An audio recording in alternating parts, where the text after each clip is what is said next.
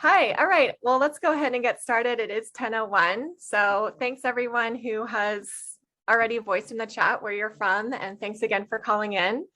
My name is Hannah Evans, and I'm the communications manager here at Population Connection. We have with us today Dr. Elizabeth Andrew-Essien from the University of Calabar in Nigeria. She's going to be talking to us today about some of her research, which looks at the links between population growth and dynamics and ecological tipping points. She's going to talk about that in a global context as well as a more localized one, looking at kind of the implications of Nigeria's population growth and processes of industrialization and environmental degradation. So she's got a really engaging talk planned for you. And I'm gonna just quickly introduce her. I'm gonna give a brief bio. She's got a pretty impressive resume. And then after I give the bio, I'm going to turn it over to Dr. Andrew-Essien for her presentation. Following the presentation, I have a few questions prepared that I can ask her. But if you, as an audience member, are interested in learning anything more from the discussion, please feel free to voice any questions you have in the chat. Natalie and Stephanie, who are from membership relations and who are on the call as well, will be fielding the questions. And we will hopefully get to as many as possible within the allotted time. Okay, I'm going to go ahead and read Dr. Andrew-Essien's bio now. So Dr. Andrew-Essien lectures in the Department of Environmental Resource Management at the University of Calabar in Calabar, Nigeria. Her research interest is in environmental management with a focus on biodiversity conservation. Dr. Andrew-Essien is passionate about natural resource sustainability through advancing the ecological, social, and economic security of resource development through knowledge-based actions. Dr. Andrew-Essien is motivated by the drive to impact local knowledge for capacity building, as well as providing practical principles to enhance the integrity of the natural environment. Her professional teaching experience spans over 18 years, cutting a range of interests that focus on environmental challenges, resource management, and sustainability. Dr. Andrew-Essien has served in various capacities to pioneer extensive academic and policy relevant research in the field of natural resource governance and sustainability within local and international fora. All right, Dr. Lizzie, go ahead and take it away whenever you're ready. Thanks so much. Okay, thank you for having me. My name is Elizabeth Andrew-Essien, as I'm already introduced. Just before I begin, I'd like to tender an apology for my inability to actually give this presentation last week. It was actually as a result of very severe connectivity able to share my video because I don't want to take any chances. I don't want this presentation to go off just in case. So I'm really sorry. Like I said, I do take responsibility for that. There was really nothing I can do. It was totally beyond my control. So I'm really sorry. Today, I thank God that today we have this opportunity to continue where we stopped. So like I like to say, it is what it is, but then there's always a second chance. And if at first you don't succeed, it's never too late to try again. So I do hope you'll bear with me even as I make this presentation, and I know that you'll find it interesting. Okay, I want to talk about something that has really held me intrigued over the past couple of years, which is really as a reflection of my discipline, which is in environmental management. So I'll be looking at the Earth's clash of tempos, or what I like to call a clash of tempos in the Earth, making sense of ecological balance today for tomorrow. But just before we begin, I like to give you a teaser. Yes, I don't know if Hannah's gonna help me out with the teaser, or I should go ahead with it. I think, Steph, you're talking about the poll? Yeah, the poll, yeah. I'm ready for you. Okay, here we go. Yeah, now when you think about the Earth, I know we've all heard about the Earth. We talk about the Earth and we see the Earth as a system. Now, when you think about the Earth, how do you see the Earth? Do you see it as a simple system? Do you see it as a complicated system? or an adaptive system. I'll give just a few minutes to tick whatever option we think is appropriate so that we have an idea of what people think when they think about the Earth system and the things that go on within the Earth. So you have a few minutes to tick that up.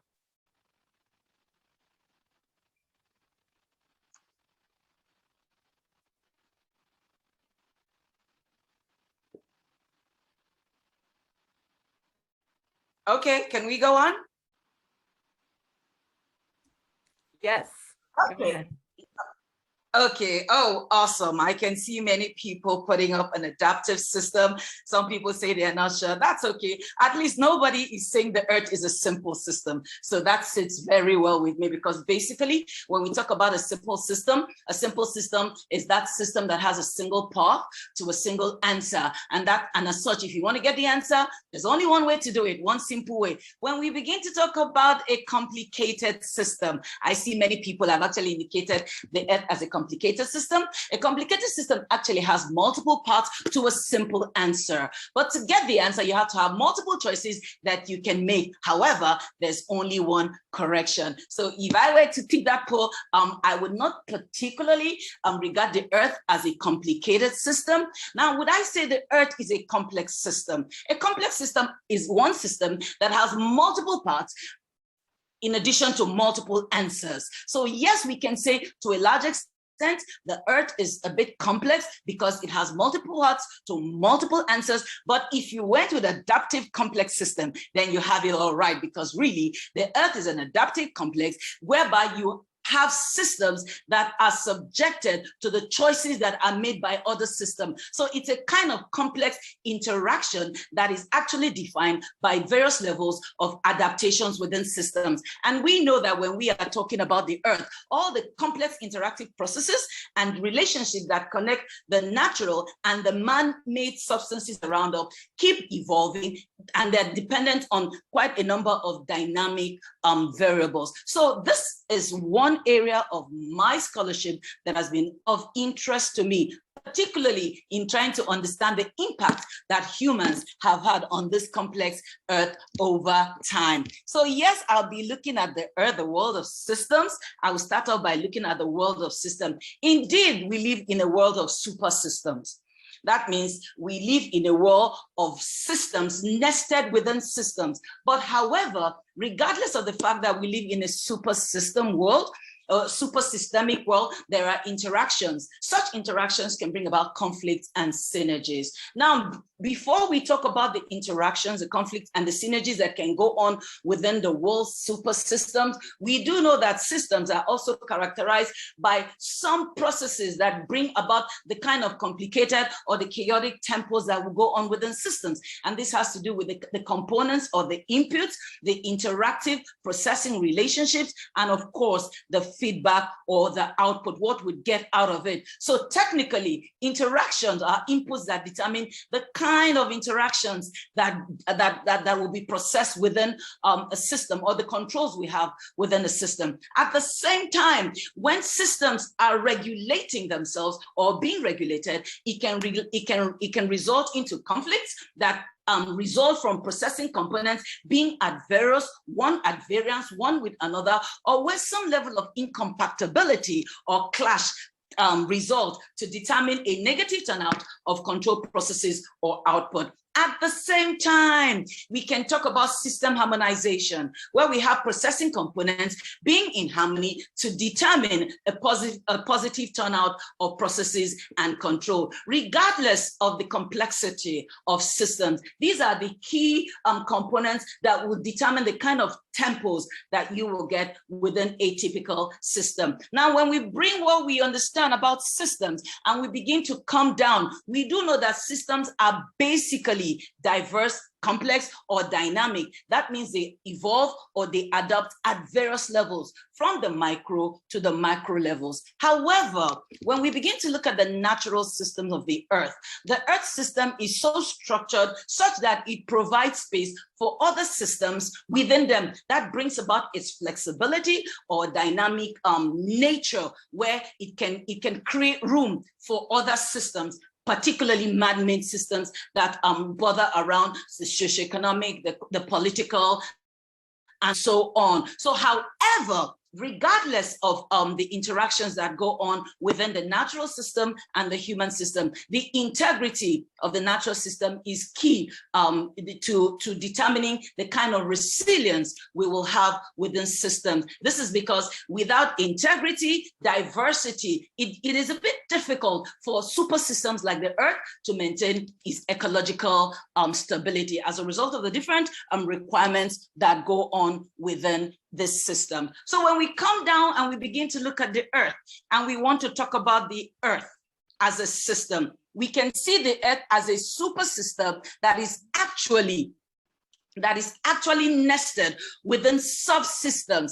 These subsystems is what I am going to be talking about. And I'm going to be looking at it from a systemic approach. I want to look at this, what we refer to as a systems thinking approach. The systems thinking approach actually has to do with how we can provide right answers to many of the complexities, many of the problems, many of the issues we have. That is because when we adopt the systems thinking approach, it enables us to communicate better and new ways of seeing, thinking, and sharing things within different spheres. At the same time, it creates a kind of awareness for unintended consequences of human actions in line with other choices that people make. So basically, if you find here on the slide, this is the second slide, you see that the biological Earth, or the biological capital of the Earth, is where we have the web of life. The web of life basically has to do with environmental giftings that enable life processes to go on.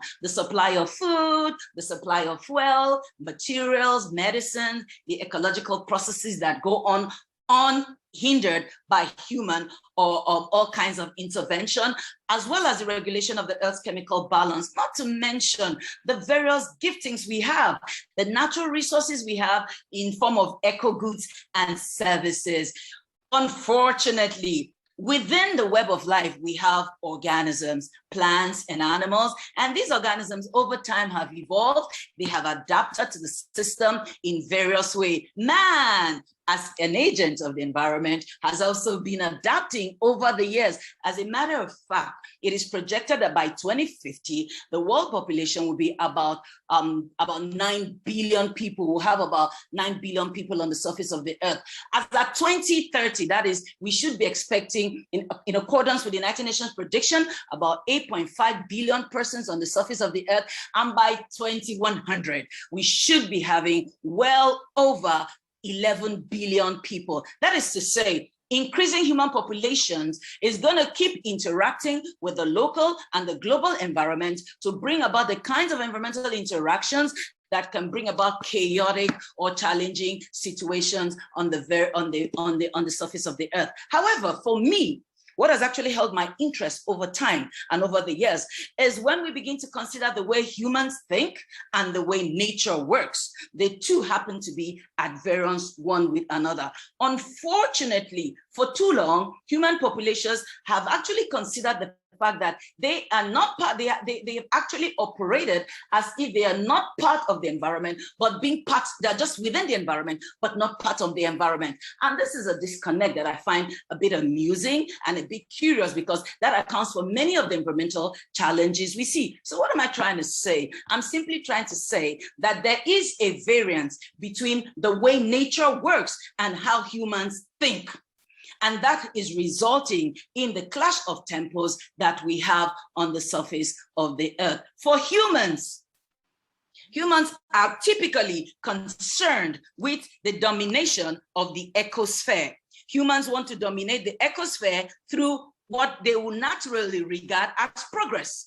When we look at the historical progression of human populations over time, we begin to see the rise of civilizations. We begin to see money playing out, economics playing out, technology taking the order of the day, political decisions that have actually affected the ecological stability of the natural environment. The way I see this, it is simply because humans prefer to think of the earth as just being available to provide the goods and services that can enable humans progress from one level of domination to the next level. Regardless of this, however, we begin to see that the challenges that have resulted actually have been affecting humans. And one of the common sayings I usually like to put at this point is that humans constitute the agent that will generate socioeconomic development, but at the same time, humans will be affected,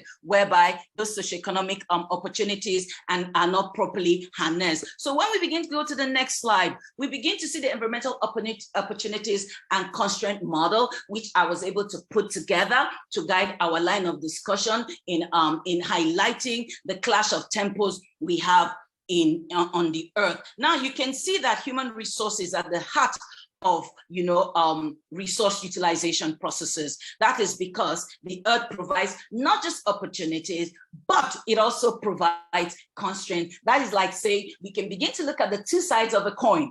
While you have the good side, we also have the bad side. Now, mankind over time have been able to make use of the resources we have based on human ingenuity, capacity, the ability to communicate, the ability to exchange ideas, the ability to invent, to put together, ideas that surpass all kinds of revolution understanding, from agricultural right down to the technological dispensation. So we see that over time, we've had rise of civilizations, we've had all kinds of revolutions, we have all kinds of technological, innovation, urbanization processes. All of these have actually fostered the human rise, the human progress, what we refer to as human progress. So we begin to see innovation, employment, development, human well-being, security being benefits.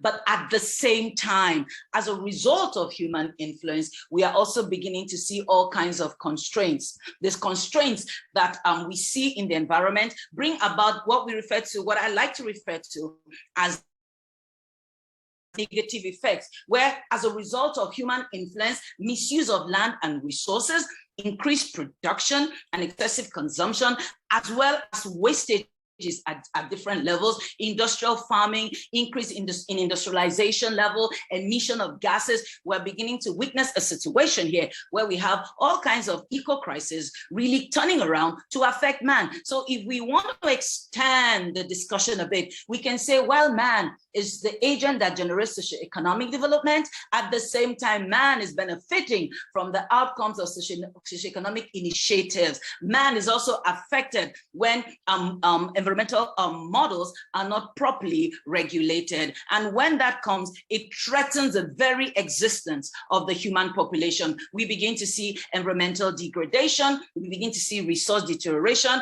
And of course, we are in a climate emergency right now. So global warming, climate change, desertification, we begin to see submergence of sea surface rise. These things we hear daily, they are real, and they are actually affecting human population. They're affecting the environment in diverse ways. If we want to look at an example, we can look at the climate crisis, because that is quite a top burner issue right now. When we think of the climate crisis, we're looking at the global warming and the situation that is bringing about alterations in the variability of long-term climatic patterns. So we begin to see an aggressive climate change pattern, whereby people, communities, regions are beginning to experience the kind of climatic hazards that have never been experienced before. Maybe years back, 30, 40, 50 years, they had some slight triggers, but now we're seeing them in greater and deeper dimensions. And that is really, really troubling.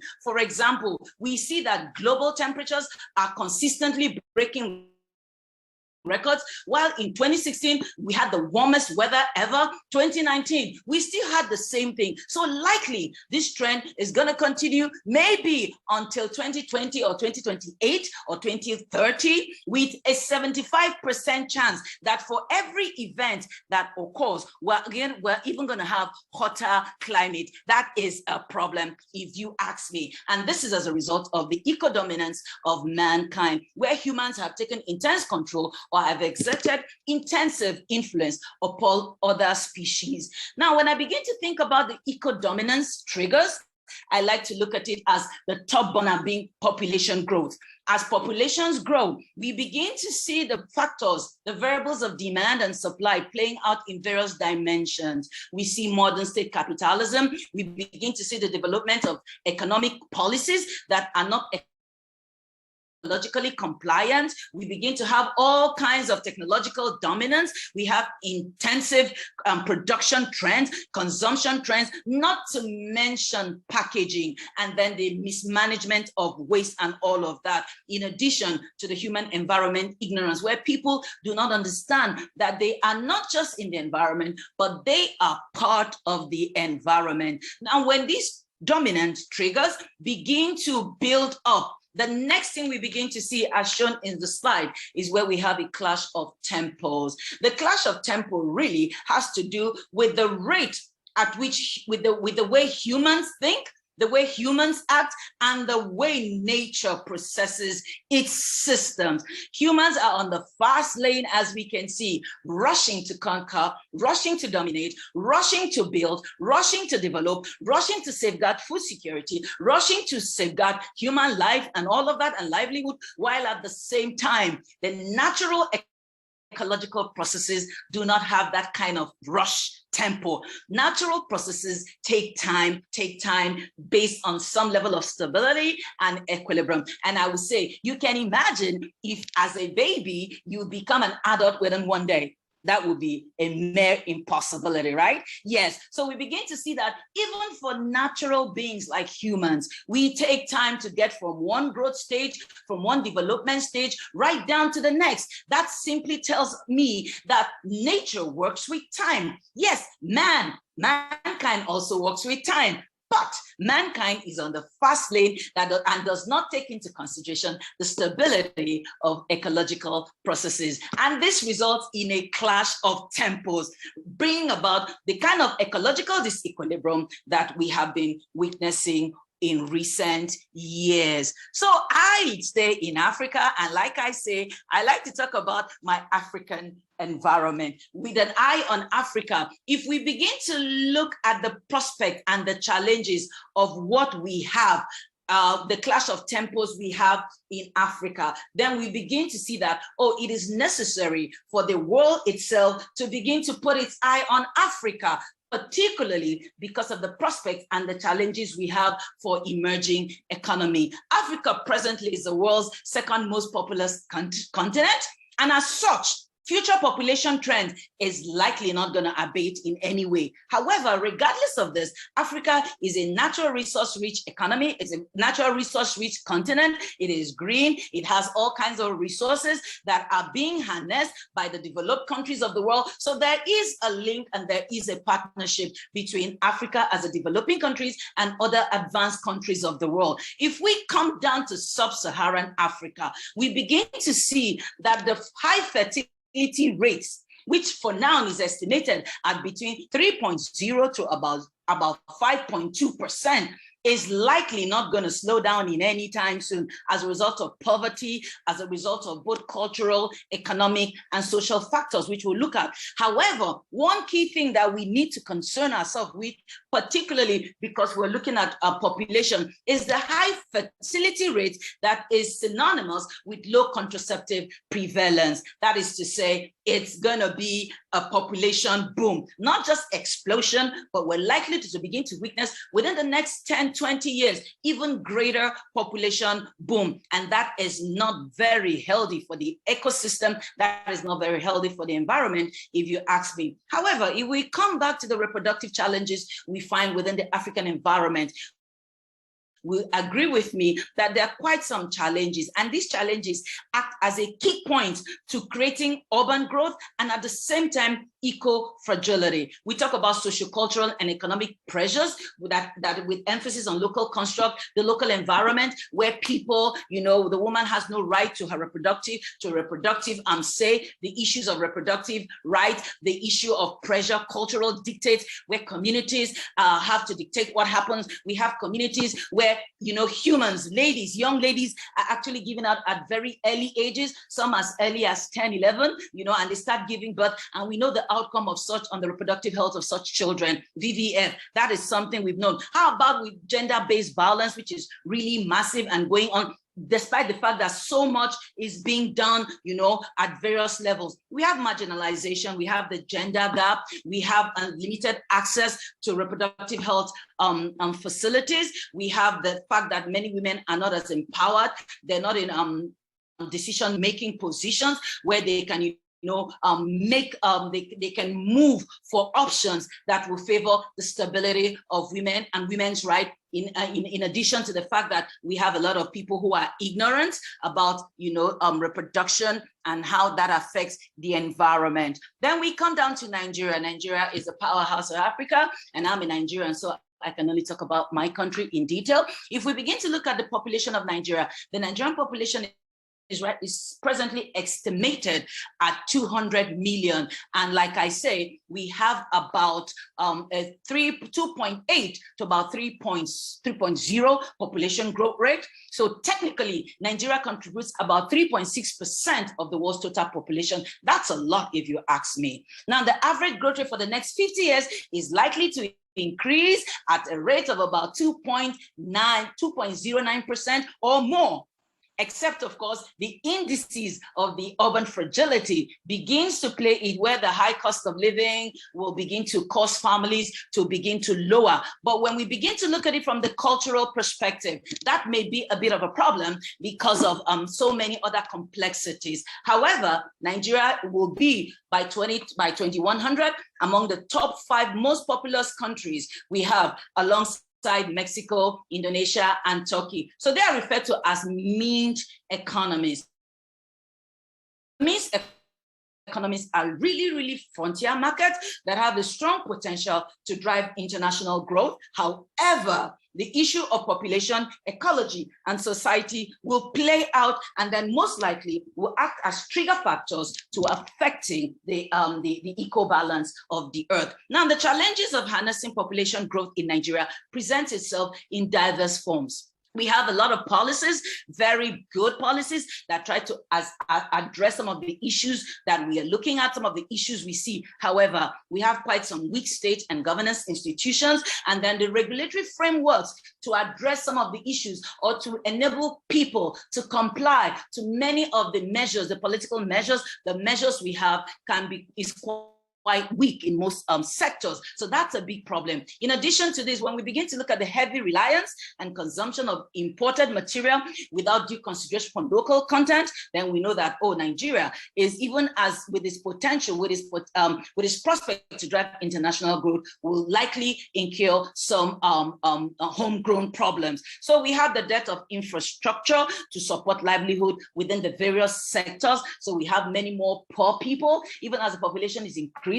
We have many more people who are poor, many more people who will depend on the environment. For example, about 95% of those within the rural areas, they depend on the resources that is obtainable within forest environment, and they're really very limited, options for replacement, for stability. So we begin to see that consumption is taking center stage for resource materials. People are consuming resources without due consideration for replenishment. I'll give us a typical example. We have a local delicacy in most communities, which is referred to as bushmeat. People regard bushmeat as a delicacy that you just can't do without. However, despite the fact that a number of protected areas, national parks, forest reserves, and the likes have actually been established, people still would go into such forests. Degradation is still going, massive logging, exploitation, harvesting, resource harvesting, within that are unregulated, are still going on. And this has quite and will have quite an impact if it is allowed to continue over a long period of time. Then we begin to have the weak waste management framework. I like to say that Nigeria is under a siege. That's what we refer to as a plastic invasion. You have plastics everywhere, in the gutters, on the streets. People just, dispose waste, particularly single-use plastics, without due consideration for the fact that such plastics cannot, they're not degradable, so they have nowhere to go. So we begin to see the not in my backyard concept taking out, where people think if they discharge their waste, then somehow something will happen. But guess what? It hardly goes away. It's just there, and it affects the environment in diverse ways. So as a result of wastages, we're likely to see more recurring poverty. We're likely also to see greater environmental degradation. So we begin to we go back to the global context, and we see that the points of convergence that brings about a clash in tempos technically has to do with human actions and human activities over time. As populations increase, there's exerted pressure on the natural environment, on natural ecosystems, and these ecosystems, if they do not have the needed time to restabilize, we can begin to see what I like to call the Ecoalexis symptoms. The Ecoalexis symptoms that will tell us that we have gone beyond the tipping point, we have gone out of this threshold, and if nothing is done within the shortest possible time, then mankind is going to outrun itself. It has to do with the declining forests we have that is bringing about increasing global temperatures. We're beginning to see altered rainfall patterns and regimes. We're seeing all kinds of changes in plants and animal life cycles. We're beginning to see biodiversity extinctions and so on. We're seeing more wildfires. We're having droughts that cannot be easily handled. We know all of this. Rising sea levels, changing snow and rainfall patterns. These things we know, these things we have been hearing about, these things we are seeing is as a result of the fact that the natural environment is unable or maybe trying to stabilize itself. But as a result of all the human influence that has been going on over time, it is finding it a bit difficult to get back to its state of stability. Then we begin to have the occurrence of frequent natural events and calamities. We have just come out of the COVID pandemic, and I do know that nobody found it funny, but that's not to say we are no longer susceptible to further pandemics, which we may not know, regardless of the fact that maybe it may be human driven or not. The fact remains that it was not a funny time for the world because of the lockdown. As a result of the economic situation, recession, we know what happened. Many people lost loved ones. If we had better regulated our systems, maybe it wouldn't have been that bad. I don't know, but you can agree with me that it wasn't a funny time or a funny period for the world. So we begin to see that as ecosystems collapse as a result of stress, we are going to witness more degradation. We are going to have more economic pressures, particularly within African or developing continents like Africa. We're going to have more poverty. We're going to have unsustainable development. And of course, that will bring about global insecurity, directly or indirectly. These things are related to the larger scale ecology. So basically, what should be done? I make an advocacy for a balance of nature. We need to understand that we must balance nature. We must make sense of ecological balance, not just today, but also for tomorrow. It is said that the past is the key to the present. Now, historically, we do know that civilizations have gone through very complex periods of development, starting right from the cultural to the industrial revolution. And it's not gonna get easy anytime soon. But guess what? In each and every one of our hands, we have the ability to promote regenerative growth and development, particularly within the ecological realms, within particularly within maintaining the stability of the the ecological realm. That is to say, because we're not just in the environment, we're part of the environment. In each of our hands, we hold two things. We hold one, the environment which we are a dominant part of, and at the same time, we hold right in our hands what we have learned through education, through interaction with the environment, through our interaction over time, maybe through our indigenous or your local knowledge or the things you see around you. So that simply tells me that every one of us, we do have a responsibility to the environment. Now, what is that responsibility? The responsibility is to understand that because right now we're going through an aggressive ecological crisis, then we must begin to put into place eco-aggressive approaches that are systemically linked to the environment. How? Yes, are we saying that because population by 2100 is going to get up to 11 billion, then these people do not have a right to develop? We should throw away modernism? Not at all. We can begin to embrace eco-modernism as a concept. We can begin to embrace sustainability transitions. How do we do that? How can we sustain an ecologically secure world population that is likely going to get more? There's going to be more and more. So we need to understand the how, the why, and the what factors that will trigger eco-modernism, because we're in a modern world. It's not going to stop anytime soon. So we should begin to think of how to mix modernity with some ecology that will foster the regeneration, that will foster the growth of the natural environment, that will enable the natural environment to maintain its balance. So the balance of nature's system is basically will involve investing in more of ecology, more of the environment. It will ensure making the kind of decisions that will build capacity for systemic decision thinking, not just within our environment, our local environment, but also at the global level. Then, of course, ecological consciousness and environmental self-identity is very key. We need to understand that the environment cannot work as fast as we want it to, but it has a right and it has the ability and the capacity to work at its own pace. So what we can do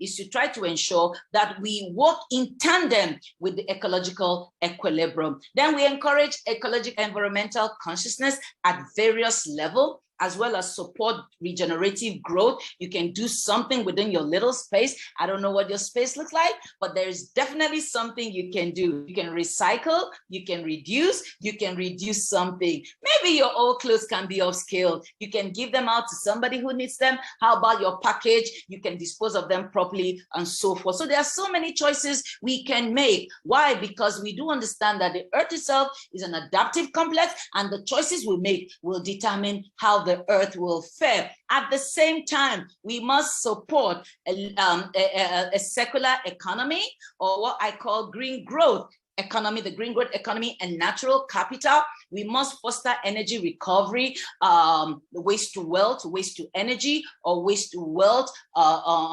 concept. It may look as if it's a concept that is strictly for government and more formal organizations, but at every little corner of us, we can do something because we all have a stake in the environment. Yes, like I said, this is one picture that I came across somewhere and it really resonated with me. I was at the airport somewhere and I saw this. And honestly, this is something that captures my scholarship, because we begin to see that this is a car park. And this airport is at the airport. The airport has been in existence for well over 80 years. But we begin to see that over time, nature is speaking. Nature has torn through the tar, the paved road that is there. And of course, it'd be difficult for cars to park here. This tells me one thing, that nature eventually overcomes. And if you're going to work with nature, then you must know that nature will overcome. So I'll conclude this session by saying, if you want the honey, you've got to keep the bee. Thank you very much. Thank you. Thank you. Thank you, Dr. Lizzie. That was really comprehensive and fascinating. I really appreciate you taking the time to go into such depth about your research. And I really enjoyed your section on Nigeria and the kind of intersections of population pressures and development there. I think that's definitely kind of the crux of our work. And I am sure that all of the participants found it interesting as well. I'm going to go ahead and open it up for questions. So again, anyone in the audience who has a question that they would like answered live here with Dr. Lizzie, please do voice it in the chat, and I will work with Natalie and Stephanie to get that answered. I see that there's one question in the chat, and I want to ask it after I ask this introductory question, which is kind of talking about, again, kind of the thesis of your work, looking at the sort of contradictions between development and ecological stability. And within the context of Nigeria, Nigeria is growing very, very quickly. Its population is on track to surpass that of the United States by 2050, at that time likely reaching 400 million people. It also has a great deal of like natural resources, which makes it a really top contender for economic growth and industrialization. But as you were kind of alluding to, I think one of the major injustices of the present moment with climate impacts and all of these like global issues that we're dealing with is that the very processes of industrialization that have historically facilitated increases in living standards, overall health, and economic growth for now affluent nations is now acting as an environmental threat for industrializing nations, for which the effects are more immediate and severe than ever before. So how is Nigeria as a country grappling with this? And how can it serve as an example to other nations who are in similar situations for how best to engage in sustainable development? Well, like you do know, Nigeria has quite a number of policies. We have like a number of measures that are actually tailored towards addressing the environmental challenges we see. For one thing, Nigeria is a member of the Paris Accord, and many of the global treaties and conventions that are working towards ameliorating the environmental degradations we see. Nigeria is also part of it. I think the greater problem we have in Nigeria is a problem of education, sensitization, ignorance, where people believe that the earth is just there for the asking.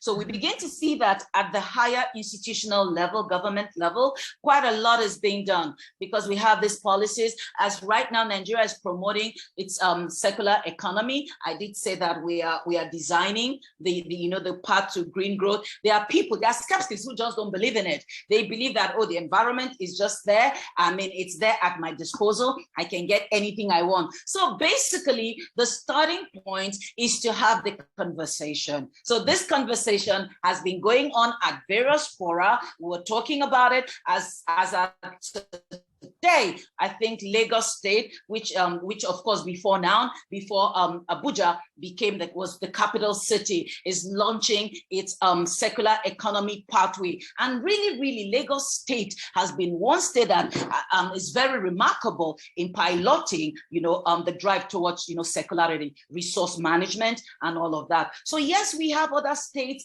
that are actually working. Like I said, we have a lot of national parks, we have reserves. The sensitization is on at the public, using the radios, the available media, radio station, televisions. We have NGOs working. We have community-based organizations. They are working, and it would be total disrespect to even begin to say these people and these organizations are not doing their bit. But I always say one step is better than no step at all. So yes, they are doing something. It may not be so much like what the rest of the world is doing, but then one step is better than no step. So with continuous education, if we keep the conversation going on and on and on, we'll get more people who will begin to understand that they have a stake in the environment and they can become ecologically responsible, citizens on earth. So yes, it is ongoing. The government is doing the bit, the citizens are doing the bit. I'm doing my bit in my own little corner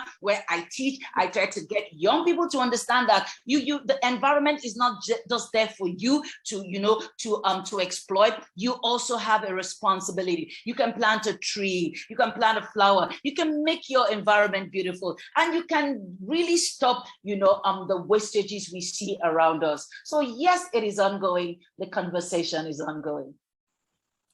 Yes, thank you. I think that kind of dovetails nicely into this next question, which is looking at how to kind of change the kind of cultural norms that are impacting population growth or impacting environmental conservation and development. And Nigeria's economic development is affected by all of those factors. It's affected by also like a really huge and wide disparity in wealth and high rates of poverty that kind of play into lack of education for the country. And this is something that we spoke about last week. But I think Nigeria has one of the highest numbers of school children out of school at about 13 million. And so from there, it's really difficult for the government to create jobs for NGOs to kind of work and expand. But I think underlying maybe all of these problems that you're kind of talking about is the lack of education. So what do you view as a solution for this? Is this something that's going to come from the NGO sector or the government, or what would some of the benefits be to creating more equal education? It's something that will have to be collective. Mm-hmm. It is collective, and that is why I advocate for systemic thinking. You cannot just leave it to government. You can't at the same time leave it to the private sector. You can't just leave it to the NGOs. You can't even leave it to the singular nuclear or extended family systems. You can't. It's something that we all must work in. We have a lot of private institutions running so much, and yes, when you talk about the disparity in economic world, yeah, the wealth, the gap is quite much, because you find out that we have quite a number of persons who as a result of the fact that they cannot have access to the kind of the resources and the facilities that will enable them to have a better kind of life. But the problem there is for many of the people who fall within the lower income class, they constitute the larger portion of those who degrade the environment, because they would want to get resources from the environment. They do not understand anything about regeneration, replenishment, but they want to get. So in as much as we have a lot of issues in Nigeria, I do think that given time, given resources, given the support we're getting, I mean, it's like saying that everybody wants to come stay in the US. If you're an illiterate, you can't come to the US, that. So we're going to see more parents trying to send their children to school so that they can have better education, they can be better qualified to get better jobs, to become doctors, to become lawyers. So technically, it's a case of what goes round coming round. People do no longer want to stay at the bottom. They want to come up. So parents are taking off individually to actually invest in their education.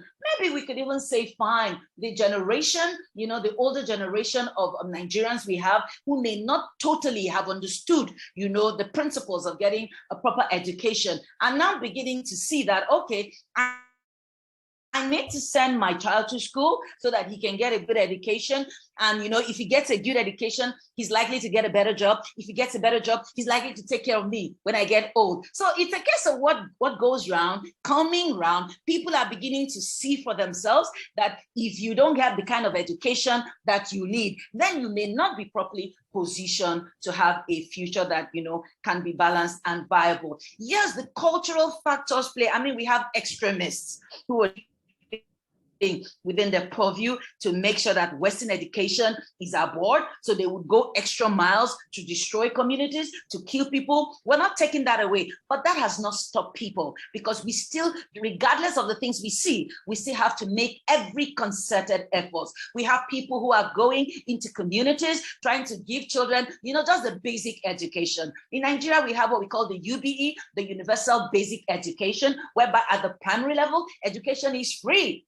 But you see, it takes a lot to get maybe some parents to understand that you need to get your child to school. So we have all kinds of incentives. We have individuals coming in. We have organizations coming in to partner. I partner with quite some schools too. I get materials for them. We try to do so much. Even in addressing the issues of street children, I partner with some coalition. And what we try to do is to pay school fees, to make it interesting for these children to have an education. So yes, so much is being done. But then, of course, like we say, for every coin, there are two sides. And we are still optimistic that we will still hit it, regardless of the challenges that present themselves in various forms. Yeah, thank you.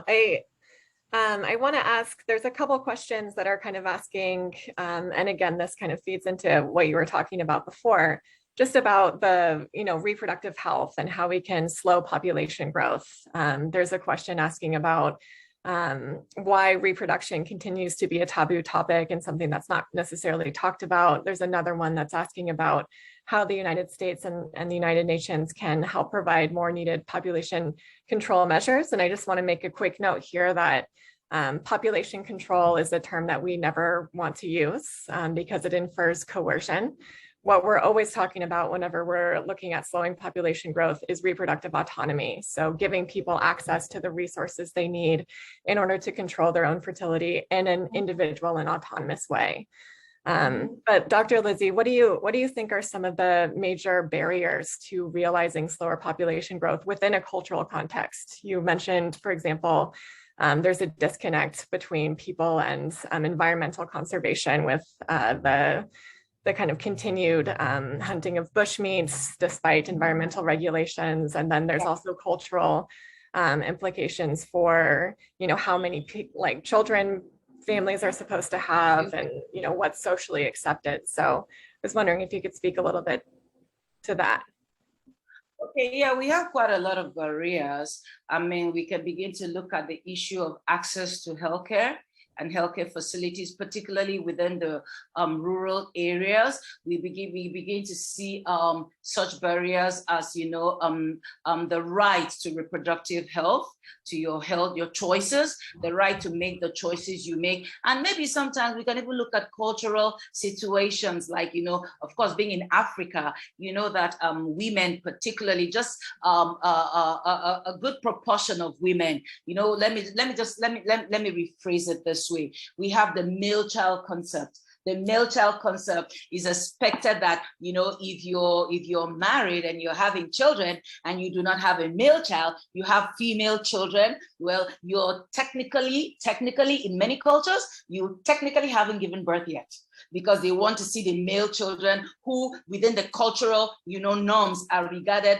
as the superior beings, in the sense that they will extend the family lineage, the family name, and so on and so forth. Then we have issues of domestic violence where women, are subjected to so many things. We have men who say, look, I need to have 10 children, and if a woman cannot give 10 children, then they can go out there and have as many as they want. While the population policy advocates for one man, one woman, and then 4 children, we have issues of religion where people come and say, look, my religion says I cannot have, I cannot make use of any family planning. That's because, they could quote something like, say, look, my religion, encourages, that I should replenish, I should populate the earth. Then we have others who say, oh, my religion encourages that I can have 4 wives. So you can imagine if they're walking with that notion that you can have 4 wives, then most likely you're likely to have 16 children or even more. And then we have this cultural thing where many communities will determine that your prowess is determined by the number of children you have. So you could have a village chief who's having 21 children from maybe 6, 7, 8 different women, and that is considered like his cultural, title. Yeah, so he goes in because he needs these children to farm, to, as farm hands, and so on and so forth. So quite a number of things actually play out. But that is not to get discouraged. How about the young adolescents who actually engage in unprotected sex, the absence of sex education? All of this play out in diverse forms. But like I see that with development, with urbanization, we begin to see that we're having a lot of rural urban drifts where many people are migrating from the rural areas to the urban areas. Unfortunately, for many of such people, the living standards you find within the urban sectors really, they don't have what it takes to fit in, because I mean, the cost of living is high, education, access to drugs, materials, and something. So you begin to see that usually some people will begin to what I call self-check. They begin to want to, have fewer number of children so that they can send them to good schools. They begin to plan. And of course, we have a lot of family planning units virtually in every healthcare center. They have talks. They begin with this conversation. They try to encourage women, not to bother about these things. And then at various levels too, the conversation is still on, where we are getting communities to understand that, look, it's not just about the number of children, but you should have the number of children that you can adequately cater for. So yes, it's the conversation is on, despite the fact that these barriers are there. But like I say, one step is better than no step. Absolutely.